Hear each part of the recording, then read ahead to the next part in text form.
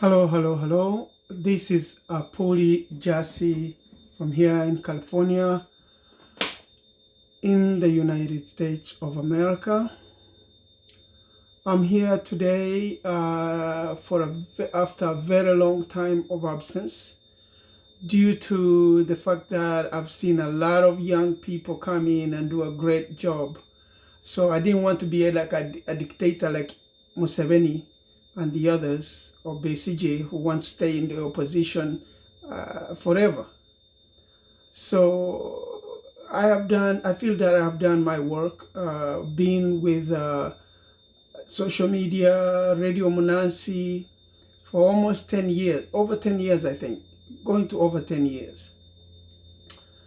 And my goal when I was on Radio Munansi and really social media has been to educate Indigenous Ugandans about our plight in terms of our country's government having been usurped by the Rwandese, Burundian Troops, refugee British puppets. That was my goal for coming to Radio Munansi. My goal was to inform the Ugandan diaspora, especially because as someone from western region of Uganda, I really got tired of hearing people referring to Banyankole and Westerners as being the oppressors.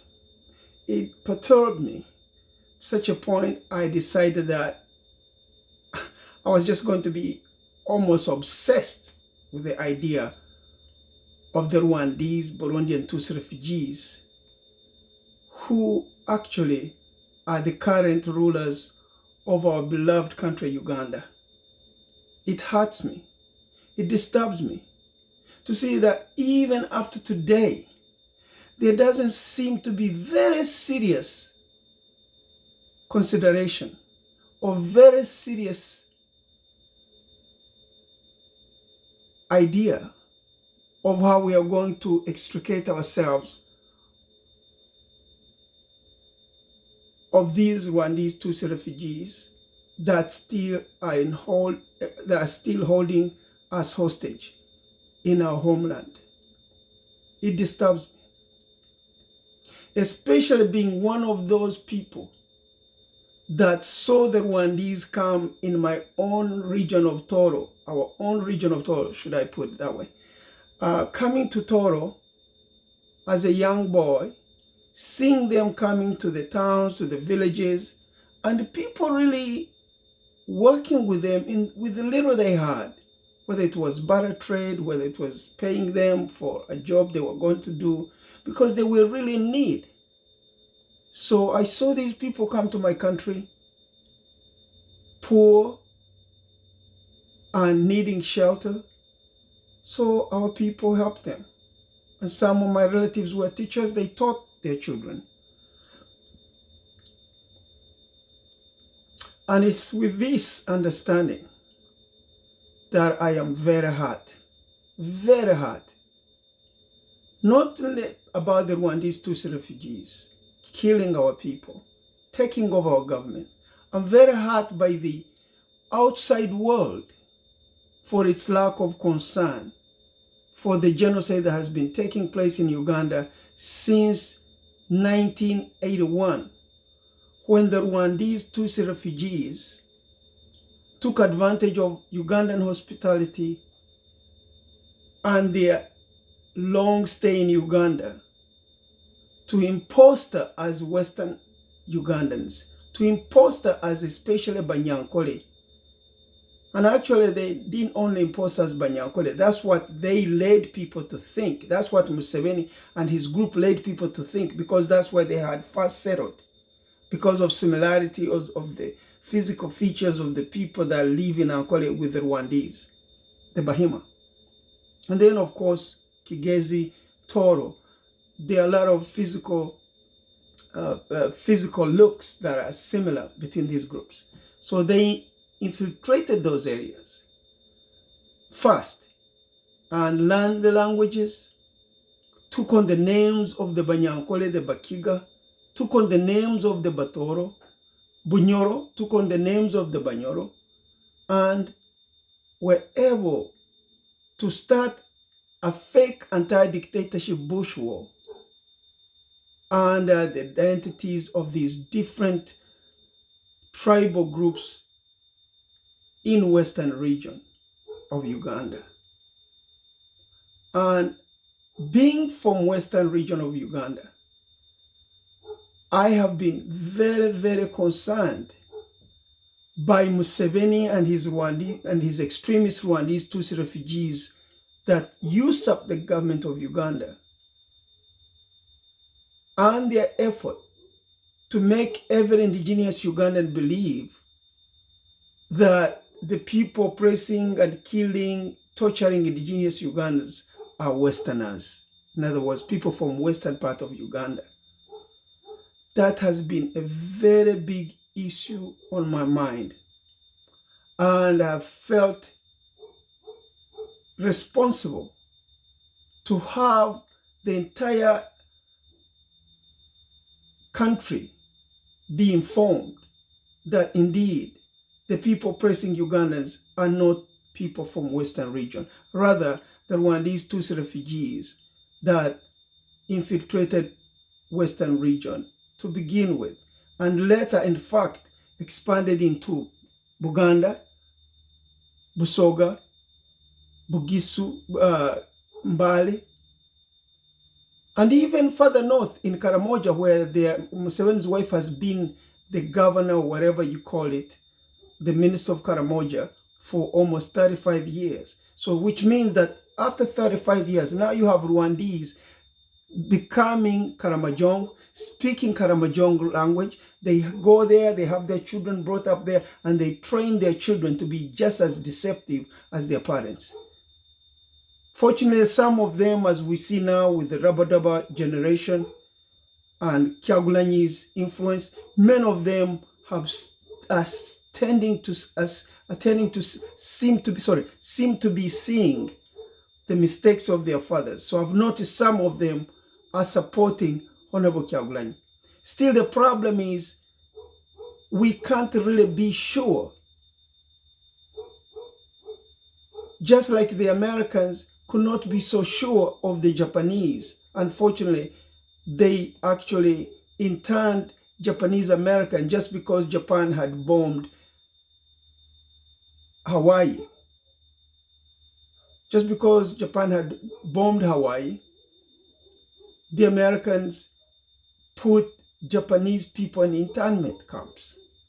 Yet they were typical American citizens, but still they, I guess, for some reason or another, they put Japanese in fear that they might side with Japan, which of course, as we know, was a far-fetched idea. We see some people think it was very racially motivated because they didn't put the German Americans in internment camps, because Germany, in fact, if you find out, the largest white population in America is of Germanic background. So they didn't. However, there's something positive to say about the German Americans. And the German Americans enlisted in the American military and went to fight against the Germans where their parents had come from. I repeat, the German immigrants enlisted in the American army and went to fight the Nazi Germans from where their parents had come. That's unlike in Uganda. In Uganda, we've seen a totally different story.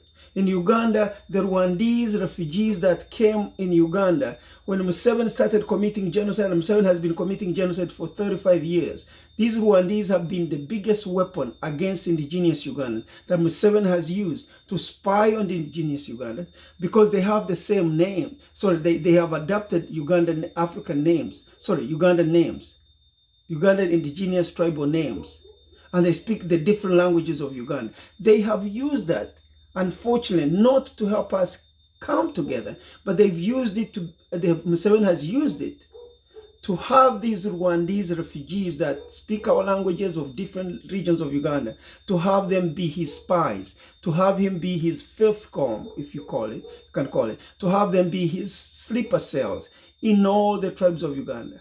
And that's why we see Museveni has been able to deceive Ugandans for 35 years, pretending or impostoring as a Munyankole, where he came as a refugee and settled there, and was adopted by the Byanyima family, which now we come to realize was also a refugee, an economic refugee group that had come earlier into Uganda around maybe 1920s. So when these Rwandese came to Uganda, the refugees who came in 1959, from 1959 60s, they were allowed by Ugandan authorities to go and stay with those who had relatives, to go and stay with their relatives in Uganda.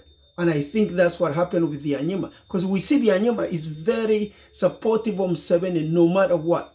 She even proposed that Museveni should become the first president of the East African Community of Nations. So we can see that. And she has been given high-end jobs in the UN, in Oxfam. So that tells us a lot about Byanyima, who Byanyima is. And of course, her husband, Besigye, is a Rwandese Tutsi Muhororo.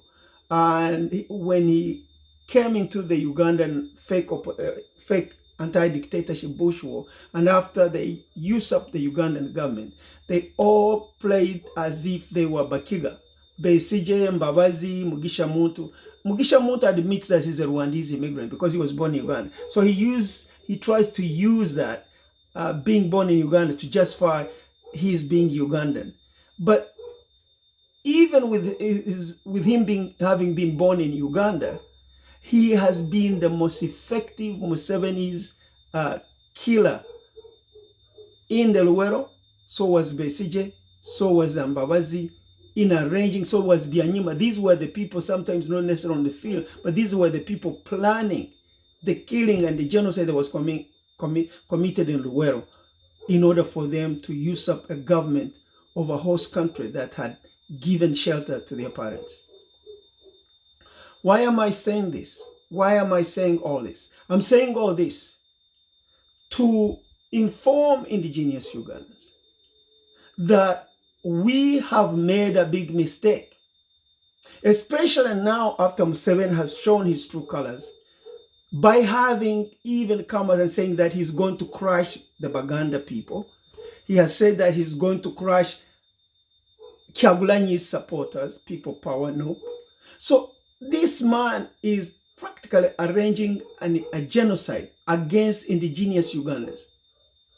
The mistake is that we indigenous Ugandans seem to have been so subdued mentally, I guess through the brutality, the fear, even for us Ugandans who are here in the diaspora. I know, but I particularly had been almost kidnapped during Kyagulanyi's trip to San Francisco when we went from Los Angeles to San Francisco to be present at Honorable Kyagulanyi's conference. I was given a wrong address and they almost kidnapped me, but I was outsmarted the would-be kidnappers and even took photos of them. They gave me the wrong address.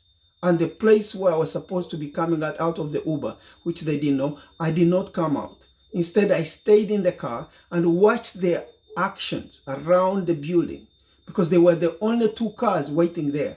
And at that time that I was there, I didn't see any other cars come in looking for the place, like I had been misled. So these people were about to kidnap me, but I outsmarted them. I'm saying all this to inform indigenous Ugandans that we are in serious trouble. Serious trouble of having been infiltrated by the Rwandese who speak like us. They are total psychopaths.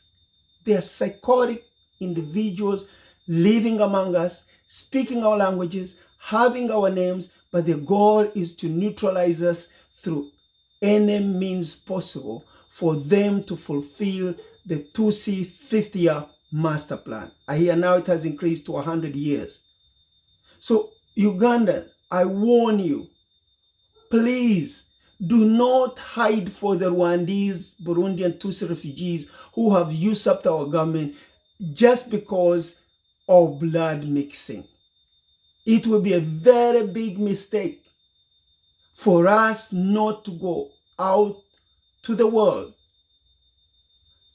and inform each and every country about what is happening in Uganda and what has happened in Uganda. We are the only country where genocide has been committed. That we have, because those who committed the genocide took over our government. Those who committed genocide, Besigye, Mugisha Muntu, Amama Mbabazi, Besigye, Museveni, Byanyima, are the same people in power and ruling our country. Plus, they are the same people who took over Ugandan opposition, who took over Ugandan political opposition leadership. They took over Ugandan opposition political leadership for the last 35 years until the advent of People's Power, NUP, and His Excellency President-elect Kyagulanyi Ssentamu, aka Bob Wine. Yes, the whole world needs to know this.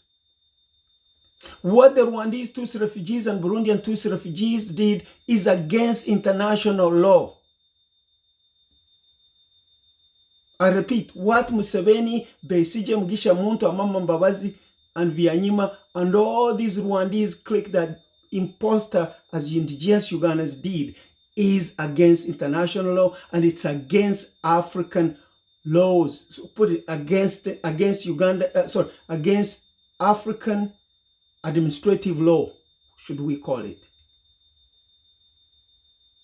Or if you can call it African, or African Organization of African Law, or African Organization of African, now African Union principles. It's against African Union principles, which is that all borders that were left by the colonials should be respected, because they foresaw that people crossing borders, people having the same language on different borders could cause problems, somebody trying to claim one other country's territory. And which is what actually the Rwandese are already doing. They're trying to say Kisoro used to belong to them. You hear them saying it. And I'm shocked that Ugandans don't even dare say anything about it, out of fear, because how Museveni is killing people, castrating men's genitalia, women's genitalia. It's brought so much fear in people, especially those who were fortunate and unfortunate to still be in Uganda. Because of course, they're fortunate they're still in our country. But the sad part is they're living under such terrible fear. That's why I wear this Black Power NUP hat proudly. Because these young people in Uganda have done a great job. They're heroes. I have not seen, in my many years of traveling, I have not seen a group of young people do what Kyagulanyi and People Power have done against such odds, against such oppressive foreign refugee occupation of our country. Because most countries are usually occupied, or most dictatorships are usually by the indigenous people of the country. Though bad, but the situation in Uganda is different, because the people who are so-called dictatorship is not even indigenous Uganda. The dictatorship is a refugee group put in power by Britain and America. Former American governments of Reagan, Britain, Thatcher, then later Clinton, Bush, and Obama have gone on to help these Rwandese stay in power in a country that is not theirs, in a country where they came as refugees. This is very important for indigenous Ugandans to know, and the world to know. Because everybody thinks that what is happening in Uganda is by a regular dictatorship by indigenous people of that country, which is not the case. The dictatorship in Uganda is a usurper dictatorship of Rwandese, Burundian Tutsi refugees backed by Britain and America. For anybody who doesn't believe it, you just go read the news. In fact, I've been arguing about that point, that the British, the American embassies in Kampala have not even been ashamed to tell the people of Uganda that they are partners with the most evil, genocidal refugee group in the history of independent Africa. And I'm more even shocked that the African Union doesn't have intelligence that sends out people to see and study how the leaders of those countries are treating their people. The African Union should have known long time ago that the people who control Uganda are not indigenous Ugandans. And these people find ways to let other people know who are not Ugandans know that they are originally from Rwanda.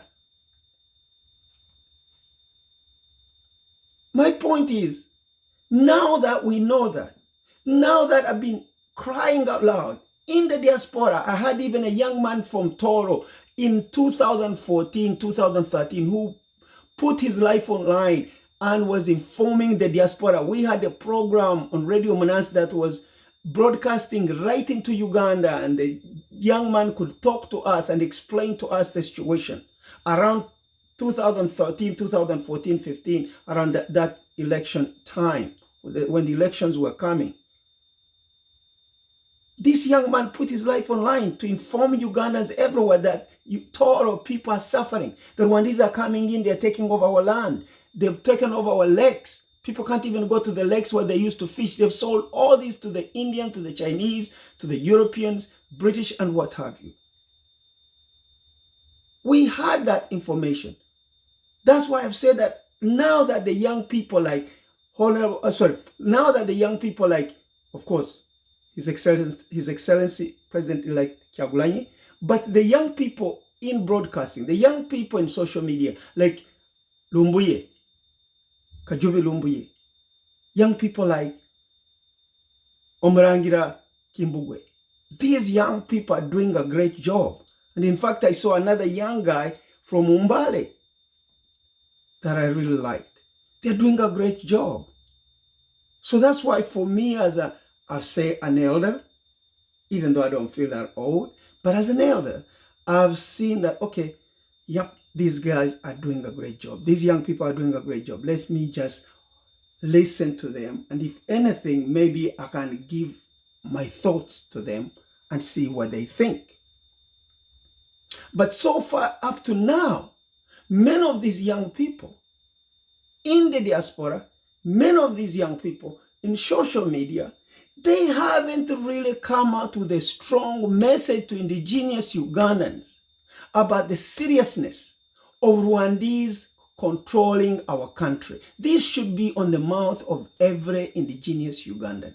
They haven't come out seriously to even articulate on the issue of Museveni Rwandese, Burundian, and Burundian people like Mbabazi is a Burundian pretending to be a Mukiga. Even Lukwago, the mayor of Kampala, we found that the guy was in Luwero with Museveni killing people. He's now the mayor of Kampala. In fact, I was shocked today. I was watching Murangira Kimbugwe program. He talked about Lukwago as a Muganda. He was talking about people who betrayed Uganda, but he referred to Lukwago as a Muganda. Lukwago is a Burundian.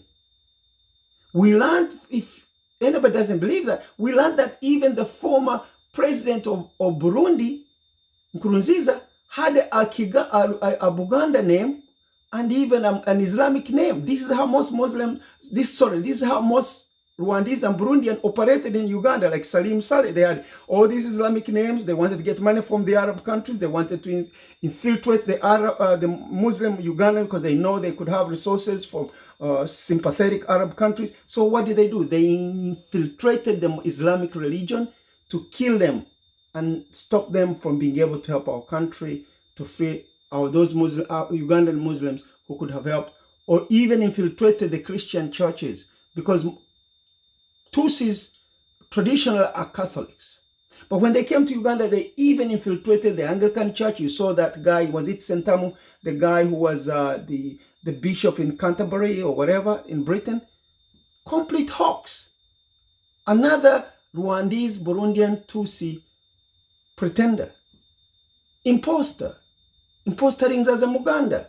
Yet he was on the top position of representing Uganda. Everybody saying Uganda is Ugandan bishop at Canterbury in London for the Anglican Church.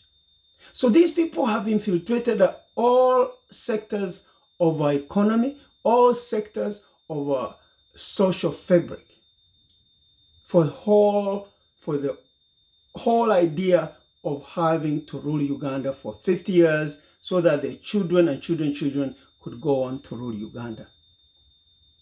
I feel that this is very important, that we inform the world about what's happening right now, especially when Museveni is killing and torturing indigenous Ugandans. And in fact, he's killing and torturing even the Rwandese youths of Rabadaba generation, because some of them have seen the darkness. They have seen the darkness from where light comes from. That these Rwandese, their fathers, their aunts, their uncles, their friends of their fathers, Tutsi fathers and mothers, are actually the killers. Many of them have relatives, even are in people power. In fact, when I went to San Francisco, there was one guy they were pointing out to me. He was wearing a people power, I think, hat. They said that guy, his father is Mutabazi, who's killing people in Masaka. You see? So these kind of things, we have to understand all these facts. And when these young people come in to help people power, work with people power, we should also be aware and let them know that, look here, you cannot stop us from talking about the Rwandese genocidaries in Uganda. You cannot stop us from talking the Rwandese extremists, because every community, every society can have extremes and those who are just normal people living their lives. When we are pointing out about the Rwandese Tutsi extremists, do not come and call us sectarians. Do not come and call us divisive. Because if you are a Rwandese Tutsi or Burundian Tutsi or Hutu for that fact, because now Museveni is also using the Hutus under the guise of we are all Rwandese, we are all Burundian. So they're using these guys to kill Ugandans. For example, is it Major Kaka Bagenda, the head of ISO? He's a Burundian Hutu, from what I understand. There's been a Hutu guy in Bigiramana or Ngirimana in Kienjojo who even killed a young lady and got away with it. And he was a member of parliament. So they are working together when they're in Uganda, but when they're in Rwanda and Burundi, they kill each other in genocide. But they brought that mentality of genocide to Uganda. And for us Ugandans, we are very patient. For 35 years, we have been patient, but now it's reached a point of no return.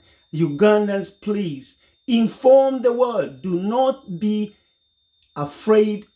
Do not be afraid of being called sectarians, divisive, for fighting to survive in your own country. Uganda is our motherland.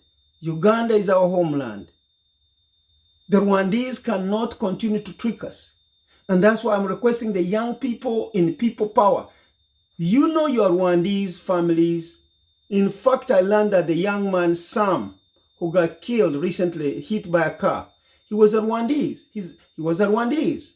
He parted ways with his father, who supports Museveni. And in fact, I understand that this man did not even care about the dying of his son. He was just asking about a door that he was supposed to put in money for the door. And people had to give him money for the door. Can you imagine a man, his son just died, he's still asking for money for the door? This is how terrible it is. And I can imagine that father, if he's asking for a door from his son, that means he himself is being used by Museveni. Because many Rwandese are being used by Museveni to kill Ugandans and keep the few elite criminal extremist Rwandese in power in a country where they came as refugees. So that's why I'm asking the Rwandese refugees that are in people power, please stop asking us to accept Besigye. Please stop asking us to accept Mugisha Muntu, because these people were with Museveni, even with Museveni killing people in Luwero. And they formed the opposition to take over the leadership of Ugandan opposition politics. To take over the leadership of Ugandan opposition politics. That's why they formed it. They're no good. You can see how Besigye is using Nyanzi, Dr. Nyanzi. Dr. Nyanzi herself is not a Ugandan. Dr. Nyanzi herself told the public that her father is a brother to Baby Cool's father.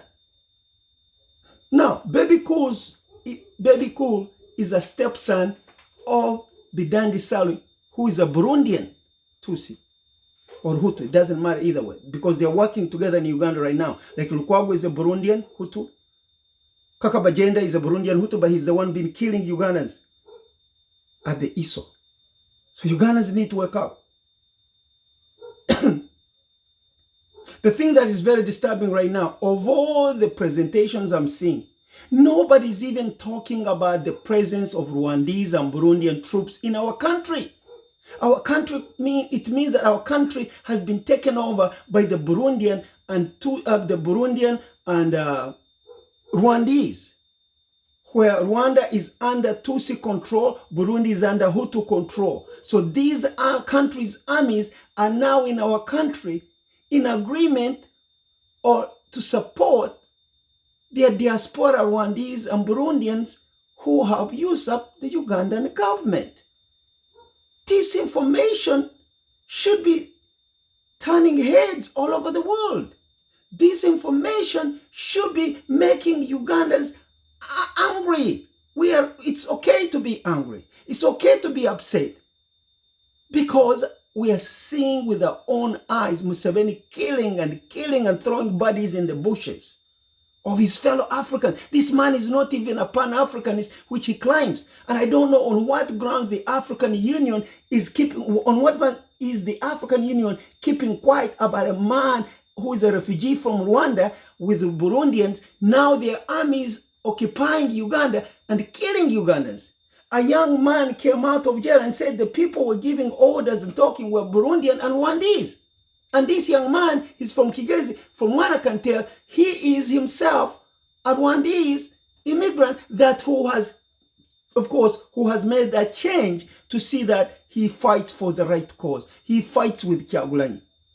I've told people, if somebody is Rwandese and working with people power, we should embrace them. And they should not even have to hide their identity. They are Bakiga. Because I asked somebody, who is that guy? He said, oh, he's a Mukiga. No, I said, the guy is not a Mukiga. The guy is a Rwandese immigrant. Let us accept who people are. They don't have to hide their identity. And that's where the danger comes in. They hide their identity. Those who hide their identity, they come in, whether they work with us hiding their identity, whether they work with us not hiding their identity. They come in sometimes and become dangerous for us. That's why we see people like Dr. Nyanzi, who is not a Ugandan, but many Baganda have gone on to believe that Dr. Nyanzi was a Mugandan. Dr. Nyanzi is actually Burundian and Tutsi, Rwandese, Tutsi, Hutu, whatever. They are all working together, my fellow indigenous Ugandans. I think if the Rwandese Museveni group can convince certain stupid, ignorant indigenous Ugandans to work, to collaborate with a killer of their own people, then imagine what they can do to the Rwandese and Burundian Hutus, who they share the same country. It's very easy to convince them, even though they've killed each other in Rwanda and Burundi. But now they can tell them, look, we're going to get more land in Uganda, more land. We can rule Uganda, rule Congo, and then we have more land. We rule these people. That's what Museveni is using now. And when, of course, he goes to the people in northern Uganda, he tells them another story. People in the western region, he tells them another story. To manipulate so the Rwandese Tutsis can dominate the entire Great Lakes region. So it's up to us indigenous Uganda to come out and inform the world and actually be very, very concerned that Museveni has brought in the Rwandese troops, the Burundian troops, and are working together with their diaspora. The Burundians, in other words, the Rwandese and Burundian diaspora have called on their countries of origins armies to come and control the government of Uganda and continue occupying our homeland, Uganda. They're doing the same thing in Congo. So what we are seeing actually is like history repeating itself in a form of Hitler and the Nazis, who thought they were such superior white race, blonde eyes, who support, well, Hitler himself supported the idea of blonde, blue eyes as the superior race. But we are seeing in Africa a complete weird situation where you have the Rwandese Tutsis who believe that their straight noses make them white, which is a leftover from the Belgian colonial masters who had brainwashed them to think that their straight noses made them white, turned black by the African sun. So what we have actually in Uganda, Congo, and Rwanda, we have a situation of white racism, but in a black-faced human race that thinks that they are not black. There is a self-hating black group called Rwandese Burundian Troops that don't think they're black. But yet their looks are not different from us, because if they were looking different from us, like the British our people would have been saying, hey, the British got to leave, the British. So even I find myself conflicted with the idea of saying the British must go, the white South Africans must go, when we are allowing a black group, an African group, a black on black genocide, a white outsourced black on black genocide. We allow it to continue in Uganda, and then those who have had mixing with the Rwandese are trying to say, we can't do this, we can't say this, we can't talk about it. We got to talk about the Rwandese, because what they are doing to us is actually worse than what our ancestors allowed the British to do to us. Our ancestors knew the enemy, they identified him. That was the British. Our ancestors who brought us independence knew our enemy were the white Europeans who came from Europe. But we cannot just do that to just Europeans because they came from Europe. We have to do it with our own fellow Africans who commit black on black genocide, being backed by Britain and former American government administrations and the Israelis. We have to come out and inform the world that Rwandese refugees and Burundian refugees have called upon their countries of origins armies to come and occupy our country. That's a very important message. And I'm very disturbed that all the social media platforms are not addressing the issue of Rwandese and Burundian troops being in Uganda, and what that means to survive as a people, as a country. Because Museveni is destroying the country, cutting up people, our cultures, our territories, dividing up territories, turning one group against another. It's worse than what the British did, fellows. Let us be brave enough and tell the Americans not to use us as proxies. Because why are the Americans negotiating, or why are the Europeans negotiating with Museveni? Why are they even going to meet Museveni? Then going to meet Kyagulanyi, which means they want their puppet to still stay in power in Uganda. We should be very frank with these white systemic racist rulers of Europe and America that you cannot force dictators, especially those who are refugees that have taken over our country, Uganda. We should tell the Americans. We should tell the British, the Israelis, to stop outsourcing black on black genocide in Uganda. I thank you for listening.